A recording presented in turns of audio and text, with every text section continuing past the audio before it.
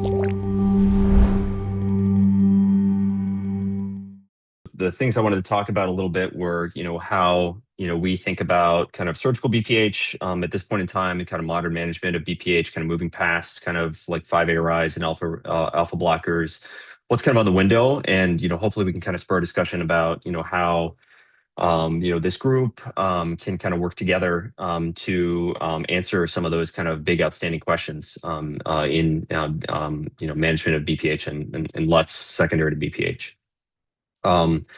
I have a couple disclosures, things that might be relevant for this. So I'm not going to talk about them specifically. Procept, Aquablation, I'm a KOL. I am on the medical advisory board for Monoflow, which is one of the remote Euroflow apps, which I'm going to talk about a little bit. Bunch of industry trial support for mostly BPH devices, as well as some prostate cancer stuff, and then some NIH grants. So things I wanted to talk about today. One, just kind of talk about the new AUA guideline came out, which I'm sure everyone in this group is aware. And then talk about the burden of BPH and why it's currently not sustainable the way that we're caring for men with BPH and LUTS. And then kind of some thought-provoking, slides on prevention, what we can do in terms of, automation, patient-reported outcomes, and remote care for patients with BPH, so we can take care of them, better without bringing them into the clinic. And then I think, as everyone on this call probably knows, we really need new disease-modifying agents in BPH, and it's something that my patients ask me all the time, at clinic yesterday and today. And it's a common question is, why does this happen? What can I do to stop the growth of the prostate or kind of reverse symptoms and growth of the prostate? And then finally wrapping up with some of the myths and new things that are now becoming more available, and what's next coming down the pipeline. So thinking about what does modern BPH management look like for kind of a basic or translational researcher. BPH at a certain age is nearly universal, right? So histologic BPH happens in almost every man, depending if he lives long enough, leading to 80% or so are going to have some sort of symptomatic LUTS by the time they're in their 70s. With a massive demographic wave that's really already here. U.S. men, aged 80 or over, are going to reach 20 million by 2030, which is really only a few years away. And that spending is massive, which creates an opportunity from the research side to continue to kind of explore new opportunities for treatment. The AUA guideline, things that have changed, recently. The medical management has changed just slightly, I would say. So the PD-5 inhibitors are now kind of have an official, place in the guidelines as a early phase thing that we can just give first line. People have been doing this kind of off-label for a long time. But that's specifically outlined, and then storage symptoms as well are something that we need to look at in particular, including the anticholinergics and beta-3 agonists getting more explicit options. But then procedural management really has changed dramatically since I was in training, when the AUA BPH guideline was a 200-page kind of manual of kind of do whatever you like.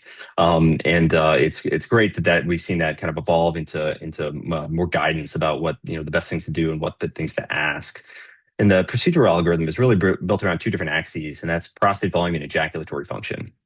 And so, and that really was driven by the advent of MIST and to a large degree UroLift, by bringing that minimally invasive treatment into the market and really providing a option for a minimally invasive treatment that preserves ejaculatory function. It really made that conversation happen for men about, is that important for you? Is that something that you care about and you want to preserve?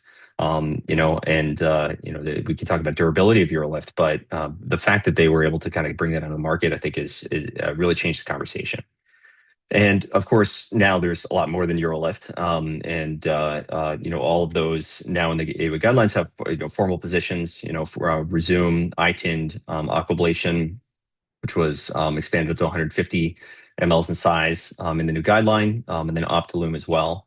And then they formally said, you really shouldn't be doing microwave therapy anymore, which, hopefully nobody's doing anymore. So what does care look like for men with BPH these days? The kind of standard treatments would be we evaluate them, do a UA, consider a Uroflow. I think there's some opportunities there for how we care for men. Maybe we can do some other things. And then discuss behavioral and lifestyle changes, consider trial of medical therapy, but that's not required by the BPH guidelines, and I think that's really important. That's how a lot of I think surgeons think these days, is that it's not that you have to go on medications unless insurance requires it. That we can instead think about what is important to the patient, how their symptoms are, and what degree of improvement they could expect from any of the different treatment options. And we need better ways of kind of visualizing that for patients and really being able to show them, what could you expect if you started tamsulosin or if you moved on to a surgery. The other thing that is very important is reassessing their treatment, especially if we look at the durability, and I have a slide on that later. We need to make sure that patients are actually improving, and you're not just kind of doing surgery and kicking them out the door. So having a formal statement on that has been great. Um, yeah. And so, the new guidelines, the mention that, the two axes that we kind of think about are, prostate size and then ejaculatory preservation. There are, of course, other factors that we think about, in surgery as well, right? With the anticoagulation, how sick is the patient? Can they go under a general anesthesia, or do they want to go under a general anesthesia, or they prefer to have a procedure in the office? But nonetheless, prostate size does kind of dictate, which procedures are going to be, effective or not, to a large degree. So for the small prostates, for people who don't care about ejaculatory function, you can of course, do a TURP. But for the ejaculatory sparing options, ITIND is a good option for patients who just have a high bladder neck. So again, anatomy really depends a lot, not just prostate size, but shape and morphology, meaning median lobe, essentially. And then Optilume and then a TUIP, of course, are still reasonable options for ejaculatory preservation in men with small prostates. And then when we move into kind of the meat and potatoes, the medium and large size prostates, for non-ejaculatory sparing, again, we're a lot of people are still offering TURP and PVP, in community practice. Many of us otherwise, have moved on to offering either HoLEP or an aquablation for a lot of those men. But there's also other minimally invasive treatment options for prostates, especially less than 80 grams in size, especially if ejaculatory function is very, very important. Resume, Urolift, iTind, Optilume, all very good options with very good data now at this point in time. The very large ones, are probably best served by, a laser enucleation, simple prostatectomy, or if they're less than 150 grams in size, an aquablation.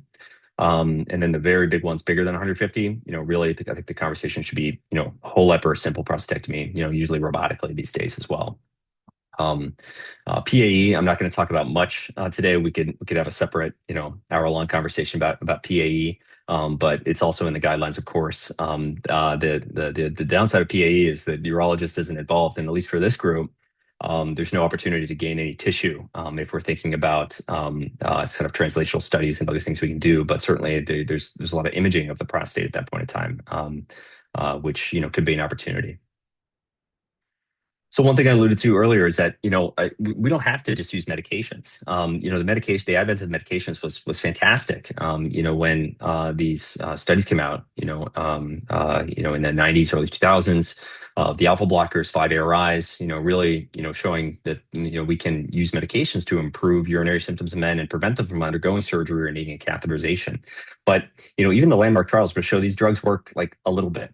MTOPS, showed a 7-point drop in the IPSS over 4 years against the placebo that really was, 4 or 5 points. So it's not a massive improvement in urinary symptoms compared to what you could get, with the placebo. And there's a large placebo effect in LUTS, especially with expectation bias and the way that symptoms are, fairly subjective, even with, patient-reported outcome measures. And the other point is that, a lot of our patients stop these medications. Overall, 2/3 of men discontinue an alpha blocker within 12 months. And whether that's because of side effects or minimal symptom improvements, or, they're getting an alpha blocker for, really for, overactive bladder by their primary care physician when they have, diabetes, obesity, metabolic syndrome, and small prostate and overactive bladder. That's part of that as well. But we're not phenotyping those patients appropriately. And so, we're getting to the point that, 2/3 of men stop their medications. Overall, a lot of them just will stop it entirely. So while first-line lead application works in trials, and we see some mild symptom improvement, it's really abandoned by a lot of the patients. We're oftentimes, I think, sentencing men who are in their 40s or 50s or even 60s to a lifelong sentence of taking medications for the rest of their lives. And so we really, I think, need better prevention, better selection of who the best patient is for what, and then really disease modifying agents, and selecting patients for procedures, perhaps at an earlier time point. This is a great group to get together because, and this is something that I tell our residents all the time, that endourology or BPH is a great field to be in as a urologist or as a physician or a surgeon, because the burden of this disease is growing dramatically. So your door will always be full, your clinic or your waiting room. The burden of disease with BPH is massive, and it's only growing. And that has to do with the demographic shifts that we're seeing. 2.4 million years lived with a disability from BPH in 2017, which is about 3 times the disability of prostate cancer. About a third of U.S. Medicare beneficiaries, carry a BPH diagnosis, and that growth is only increasing. And there's, the question is, how are we going to care for all of these patients, with BPH? Do we just put them all on alpha blockers, and let 5% of them get surgery? I think we can do a lot better as a field. And we certainly have more procedural options, than we ever did. Again, TURP, has been around as long as I have, honestly.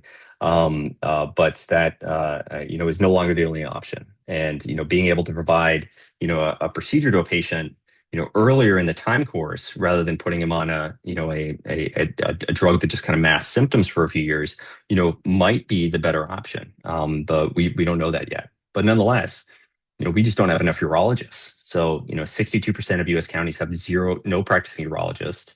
And, those urologists are really concentrated in certain centers. So 10% of the counties hold about 90% of the urology workforce.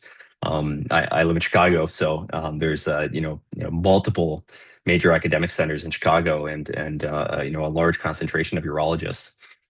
But I have patients, from all the surrounding states, come in to Chicago or where we work to get care, and that's an opportunity. And then the other thing is that the mean urologist age is about 55, so that's actually older than the average age of a retiring physician at this point in time, which is, I think I saw, like 48 is the average age that a physician will leave clinical practice at this point in time, which is a whole different conversation. But we're also not training anymore, because that's limited by CMS, the number of residency slots available. And so it's not like we can just train up a bunch of new ones to start next year. So, a scalable option for BPH, unfortunately, is not going to come from more surgeons. And so we have to do a better job with prevention, automation, risk stratification. And then, if we can come up with some disease modifying therapies to keep people out of the urology office or out of the operating room, that would be a great public health benefit. So, moving on to some of the kind of big questions in BPH research as I see them. Things that I would love this group to kind of come together and help solve are, can we prevent it? Is there really something that we can do to prevent, the prostate growing? Are there modifiable risk factors that we can tackle? That's, something we've worked on a little bit, and I know others have as well. Can we automate things and personalize? So, there's some genetic risk of BPH, but can we use better patient-reported outcome measures to measure symptoms appropriately and actually tell, if a patient has BPH or if they have, something else, or, overactive bladder, or they're on an SGLT2 inhibitor or something else that's causing their lots of sleep apnea. And then can we use remote monitoring to take care of those patients, something that scales beyond, your clinic, which as somebody who just got home from clinic, it's busy. It's hard to fit more patients in. Almost everyone complains, "Hey doc, it took a long time to see you." It's like, I know.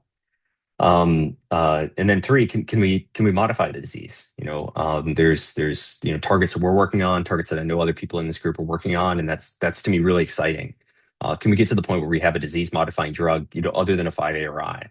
I saw a 40-something-year-old man who was started on dutasteride by another provider, and he was having lots of side effects from that medication. So it was, we sat down and had a conversation about those side effects of that medication. And he decided that really wasn't something that, worked well for him.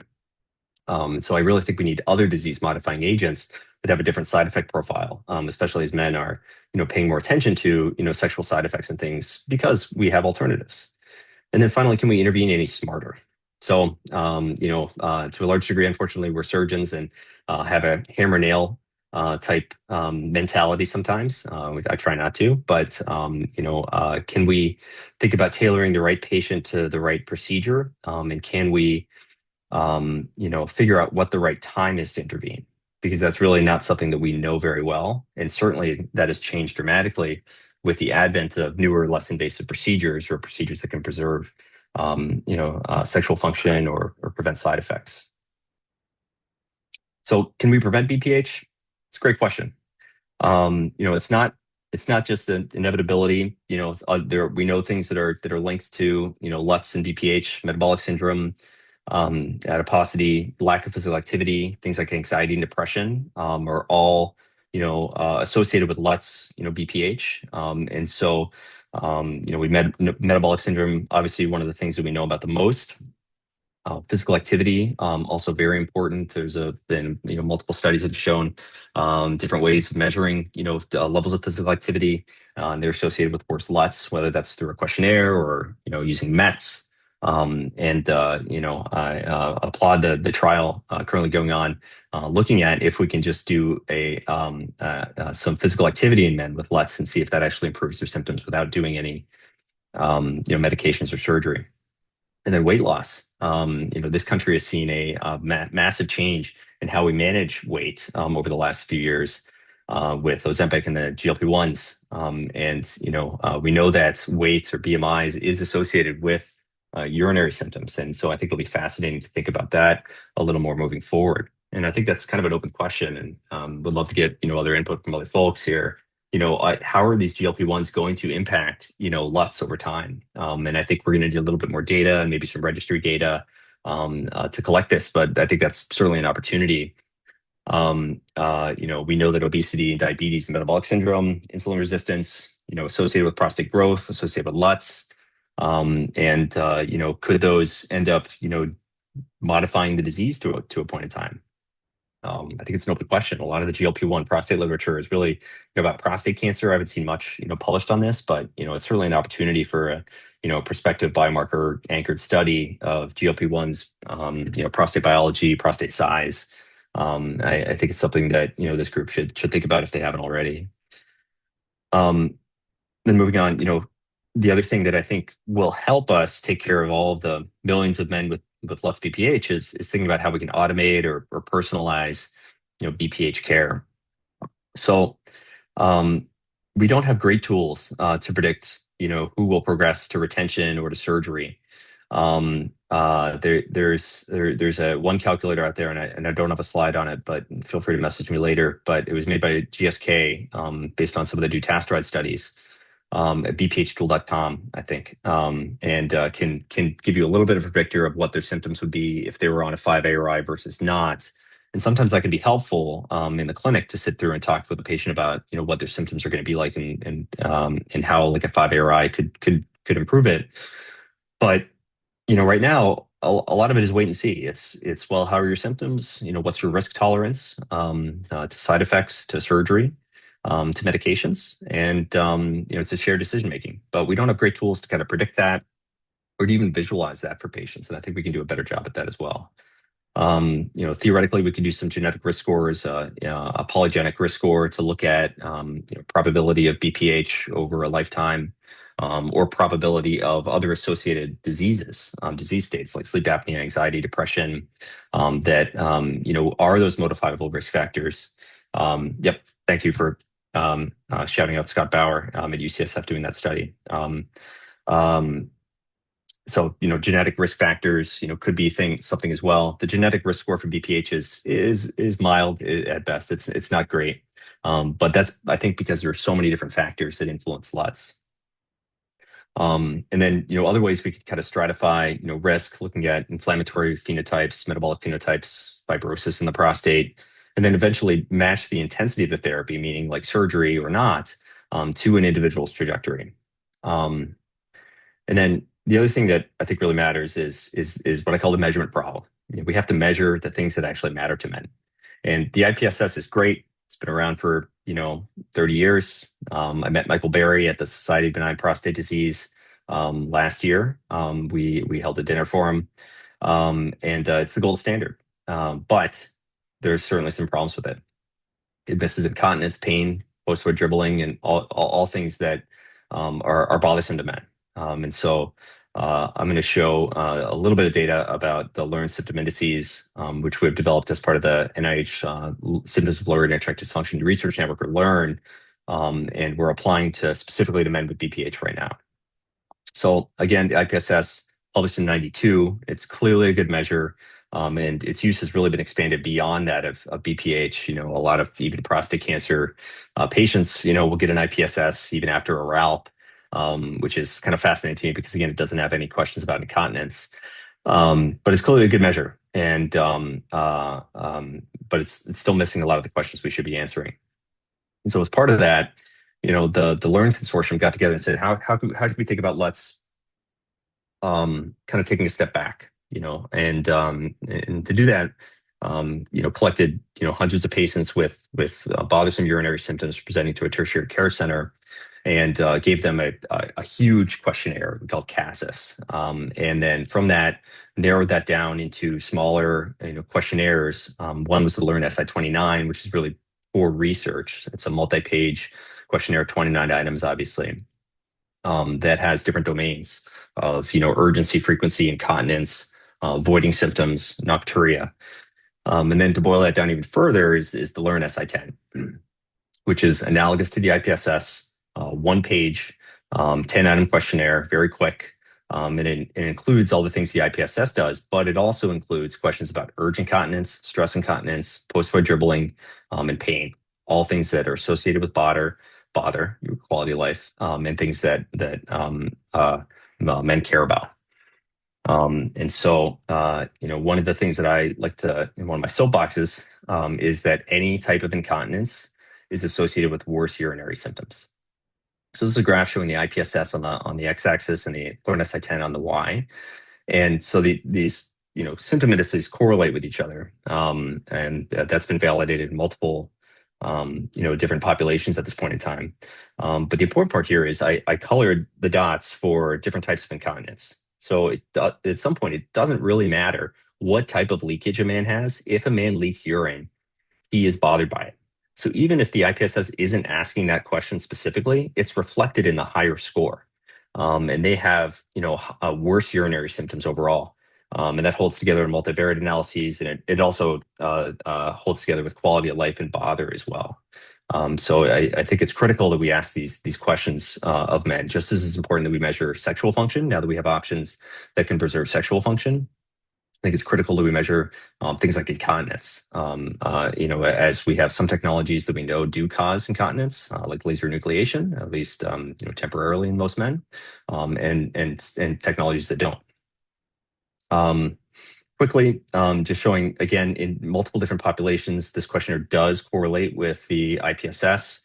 There's a little bit of difference because, of course, there's additional questions in the Learn SI-10s, but you can also map them to the mild, moderate, severe categories of the IPSS. I'm finishing this manuscript right now, but we presented it at AUA last year. This is real world data of men at Endeavor Health, and over 6,000 men who were given both of these questionnaires when they came in for their clinic visit. And we were thankful that the AUA guidelines The European guidelines also acknowledge the Learn SI10, but there's still a little bit more data that needs to come out. And so because of that, we're almost finished recruiting. We're probably going to stop recruiting in our surgical arm this month. A study of over 300 men who have a diagnosis of BPH that are being either medically or surgically managed, and giving them, a battery of questionnaires that we think are important for care of men with BPH at, baseline, 2 weeks, 4 weeks, 8 weeks, 12 weeks, all the way out to 24. And patients that are undergoing surgery, getting more questionnaires, more patient assessments in that post-op period to better characterize that recovery period and figure out what really matters. And so, we're asking things like urinary symptoms, global rating of improvement, and then other things, diarrhea, constipation, sleep apnea questionnaire, and putting that all together. And hopefully we can kind of distill that down. Our goal is not for every urologist in the country to give all these questionnaires, but to figure out what's really important in order to say, what is a man's symptom improvement going to look like? And then, how can we take better care of those patients without having them come into the clinic to see us if we're so busy and there's too many patients with BPH? Well, if we can, use automated questionnaires, then a patient can fill them out, even in my chart, and that can then create a trigger. Maybe they're having bad incontinence after their whole lap. Okay, well, what can we do? About that? Or, if somebody's having, a lot of stress or, having another issue, if we can kind of flag that and, either have that go to an APP or, some other, healthcare team member, or even perhaps an AI agent to help them with that symptom. Can we improve their care, post-operatively? Prevent them from coming back to the clinic, coming back to the emergency room? Could we catch complications earlier? So there's certainly a lot of potential, and the technology is here. It exists. We just have to study it and apply it. And so we're, again, almost done recruiting for this study. And so all the baseline papers should be coming out pretty soon, hopefully. The other thing that I think is really, fascinating, and to a large degree, we don't know exactly what to do with it, but it's a great opportunity, is the remote uroflowmetry. So, most of these apps work by using a audio recording on an iPhone or what have you, and you just put it next to the toilet, and the patient just pees into their toilet, and that audio curve can replicate what an in-office uroflow does. So for all the clinicians on this call, everybody knows that it's hard to get a uroflow in the office, a good one. Because these are patients with bothersome urinary symptoms. So they pee in the hallway before they get into the office, and then they don't have a full bladder, or they can't pee on demand. And so, and you're only getting one measurement. And of course, it's also not a real world setting. So the analogy is, the in-office blood pressure cuff monitoring. Patients have high blood pressure, but when they check it at home, they're totally fine. And so this technology also, exists. There are some hurdles to get it, applied more broadly around the country that largely have to do with reimbursement and some of the technical, things with wording from CMS. But the technology is there, and I think we should really be thinking about how we can apply it better. We can also use this assessment, post-operatively. So one of the things that's really, was stressed in the new AUA guidelines, which hopefully all of us were doing anyway, was assessing our patients after surgery to see if they were really having improvement. Is this somebody who needs to be retreated? Is this somebody who I think, might have, recurrent disease, regrowth, scar tissue? Remote monitoring could take care of that for us. And, if I have a patient coming from, Iowa or something like that, to come see me, it's really hard to come in and do an evaluation in the office. It's a long drive. And so these are, uroflow curves, averaged over, 20, 30 voids. In the blue is kind of a pre-op assessment, and then the green is a post-op assessment. And so you can see, the top two people, got better. But if you look at the bottom ones, maybe a slight improvement in Qmax for one of them. And then the one on the bottom right, really, really not much improvement in Qmax. And so maybe these are people that we need to assess better. Another great question is how can we use this data better? Can we use it to actually diagnose? Of course, we know that there's a Qmax cutoffs with different sensitivities, Qmax less than 10, less than 15. But can combine that with patient-reported outcome measures to really assess if a patient, maybe has BPH or maybe has something else without them even coming into the clinic. This Sankey diagram is looking at their chief complaint at the start of time zero, and then a few weeks later after starting a treatment of some kind. And like many studies, the chief complaint is nocturia. But interestingly, what we found is that there are some people that have nocturia that improve after starting treatment for BPH, and then there's a lot of patients who have nocturia, but it doesn't improve. It stays the same. It's their same chief complaint. And if you look at those men in particular, they have higher Q maxes, they have larger voided volumes, and a couple other kind of minor things that you can pull out from the Euroflow curve that probably tell us that that's probably not a patient with BPH. So that's probably not somebody who should be on an alpha blocker. Maybe they need to be treated for sleep apnea. Maybe they need something else. So there's certainly opportunities we can use these new technologies combined with patient-reported outcome measures, maybe AI, to put that together in terms of a better diagnostic to figure out who should we actually be taking care of here. And so moving on, I think this is probably one of the most exciting things as well is, can we come up with new disease modifying agents? And so, it's just, this audience understands this, but the old model was, the prostate is androgen driven, hormonal overgrowth, get a big prostate, leads to obstruction and symptoms. And we only really targeted, the size of the prostate, doing a TERP, or, using a 5-ARI. But really, we've got much better data now, looking at, is there immune dysregulation, chronic non-resolving inflammation, fibrosis, can we target any of those things in a disease-modifying way? As Renee said, we've done single-cell sequencing of large and small prostates, and we showed, a shift towards, certain inflammatory cells, myeloid cells, these, macrophages, are neither kind of classic M1 or M2, but lipid metabolism very important as well. And, there's certainly certain targets in there. And Renee can speak to this better than I can, but looking at RNA sequencing of these inflammatory cells from BPH tissue, really showed that chronic non-resolving inflammation, leads to hyperplasia. And when we treat that with a TNF antagonist, it reduces the inflammatory cells in the human prostate tissue. And all this data ended up leading us to a R01 trial that we have. I think 40 patients recruited for right now, where we're taking men with prostates greater than 60 grams in size, IPSS greater than 8, and randomizing them to 6 shots of adalimumab versus placebo.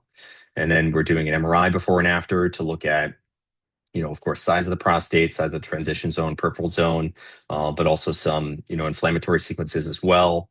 And then doing that at the end of the study with an MRI. As well as blood work, of course, like CRP and some other things. And then a sample, in particular at the end of the prostate.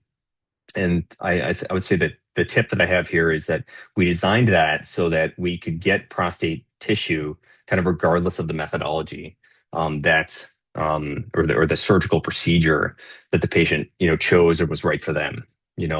Obviously, whole LEPs and simple prostatectomies are really the best for getting, bulk prostate tissue.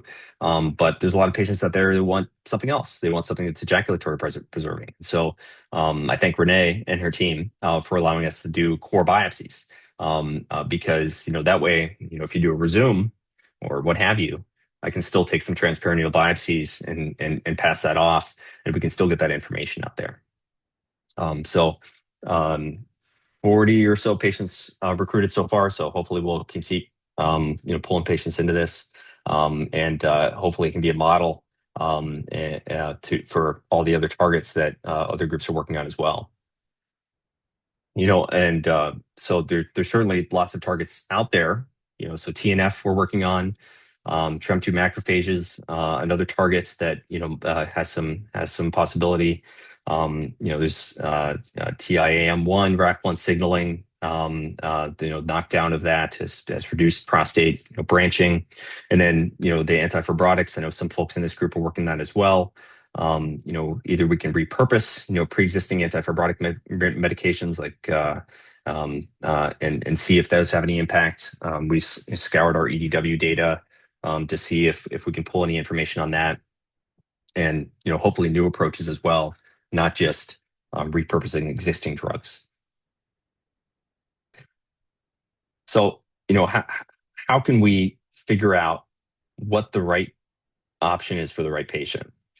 Right now we can use the PROs. We can use perhaps remote uroflowmetry, as well as our in-clinic assessments to figure out if the patient truly has BPH, if they have obstruction, and can we treat them? But as we move forward, I think this group needs to think about how can we figure out if this is a fibrotic prostate, an inflammatory prostate, and which targets are going to be best. And probably one of the big questions is how can we kind of standardize that across all of us, or everyone who's interested in kind of translational BPH research, to come up with a kind of standard set of validated biomarkers or inflammatory markers, fibrotic markers, or imaging tests. Because if we can kind of standardize that somehow across all of us, that would really allow us to leverage each of our data sets in looking at the different potential targets for BPH, because I think we finally have some. And some of them are making it into trials, and it just makes it a really exciting time to be in the field of BPH. And then my last thing I'm going to talk about is when should we intervene? So the minimally invasive treatments, there's more than ever. So now there's 6 kind of MISS or non-resective treatments in our guidelines. So Resume and Urolift have been around the longest. iTind, temporary implant, leave it in for a few days and then remove it. Particularly good for kind of smaller prostates with high bladder necks, in my opinion. Optilume, has shown great data in terms of the maximum urinary flow rate that nearly rivals the resective technologies. And then aquablation as well, I think is continuing to gain traction as a nice option. And then of course there's the so-called true MISS. And so these are the springs or stents, or the second generation ones of those, that can be deployed off the shelf essentially. So young man with urinary symptoms, like the 40-year-old guy I mentioned before, 40 something, instead of putting him on dutasteride, can we instead take that man and say, okay, here, I can do a bedside ultrasound, transabdominal, I can see your prostate, I can see you don't have a median lobe. Instead, can we just put in a spring implant, and we don't really know the durability of that at this point. That remains to be seen, I think. But instead of putting that man on a medication for 10 years and then ultimately moving on to a resective BPH surgery, can we instead do a true MIST, just with a flexible scope in the office? And as a guy who's approaching that age, in the next few years, I think that sounds better. And so that's a very exciting new thing. And so we have to figure out how we can characterize those patients. How can we tell which is the right patient to do what for, and which are the ones who are going to fail and eventually going to need to have a resective procedure, maybe because their prostate continues to grow. Provi is the only one that really has published data so far. In their RCT, did show improvement in IPSS. The ZenFlow paper is coming out, and there will be a lot more of these kind of coming out in the future. But the open question is, where do those fit? Is that just a bridge for a few years? Is that a bridge for some patients for a few years, but others it works well their entire lives? And so we'll need to see. Something to pay attention to as we move forward. I touched on durability a few times, but I think this is a very nice graph. This is registry data or claims data claims data that shows the 10-year durability of these procedures. And of course, simple prostatectomy unrivaled. HoLEP certainly second best, I would say. Very, very good long-term durability. Aquablation, we don't have long-term treatment data for, and I would love to be able to tease out the less than 80 grams versus the 80 to 150 grams, which is going to be hard from registry data. I think that's important and something that all of us should pay attention to, though. But so far the durability, does look pretty good for aquablation, compared to TURP, and that's been shown in the RCT as well. And then things like PVP, Resume, Urolift, and then things like PAE at the bottom.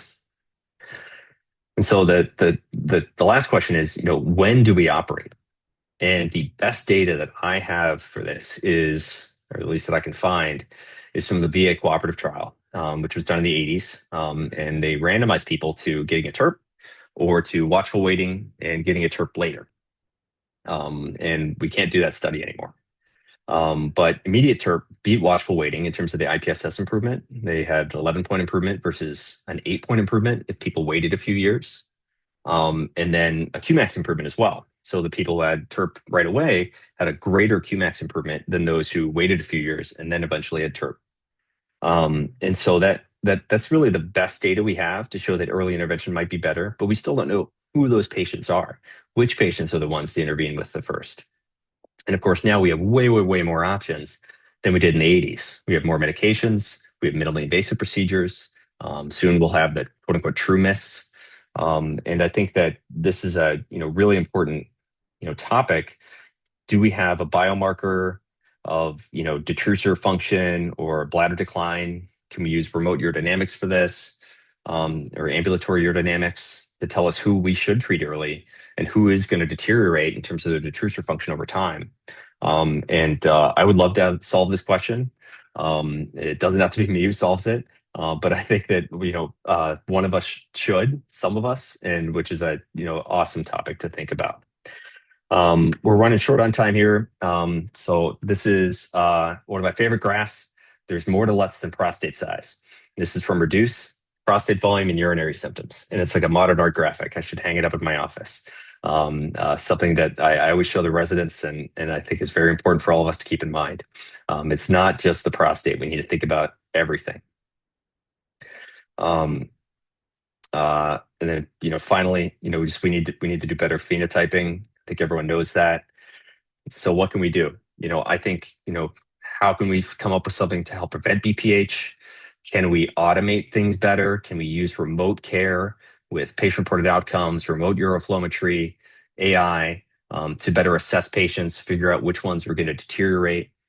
Can we use these new things that we're thinking about in terms of inflammation, macrophages, other different parts of the inflammatory milieu inside the prostate, fibrosis? Can we create a new disease-modifying agent that doesn't have the sexual side effects, so you can actually put a man on that when he's in his 40s, or maybe he's at high genetic risk or something like that for BPH, so that he doesn't end up with a 300-gram prostate?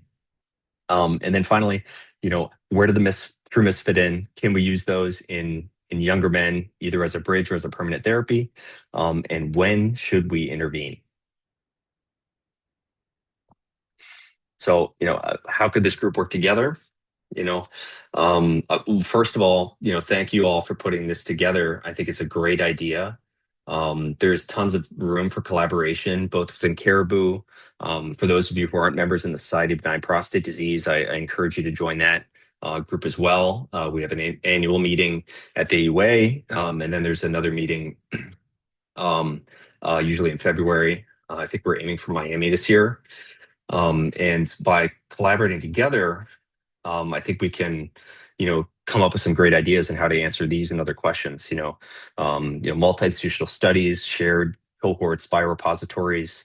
If we can think about, similar biomarkers or imaging tests across all of us, then we can kind of pull that data and think about, different phenotypes of patients and which one works better with others, cluster patients based on symptoms and other, variables.